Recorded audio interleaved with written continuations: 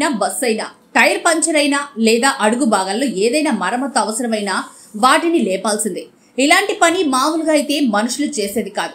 వాహనాలు hydraulic Jack ద్వారానే లేపాలి. అయితే 10 మంది మనుషులు కూడా ఎత్తలేని వాహనాన్ని ఒక చిన్న హైడ్రాలిక్ జాక్ ఎలా లేపుతుంది? చిన్న పిల్లాడు కూడా హైడ్రాలిక్ జాక్ తో వాహనాన్ని ఎత్తగలడు. ఇదెలా సాధ్యం? దాని వెనుక ఉన్న సైంటిఫిక్ రీజన్ ఏమిటో చాలా మందికి తెలియదు. హైడ్రాలిక్ జాక్స్ తో 2 రకాలు. ఒకటి స్క్రూ విధానంలో పనిచేసేది, ఇక రెండోది హైడ్రాలిక్ సిలిండర్ విధానంలో పనిచేస్తుంది.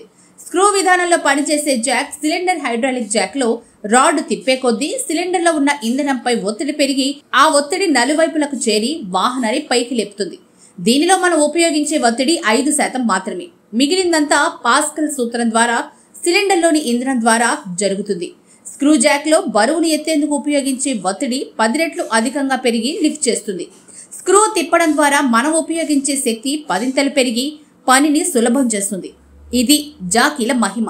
మానవ మేధస్సులో నుంచి పుట్టిన ఇలాంటి ఆలోచనలే సాంకేతిక ప్రగతికి కారణాలు.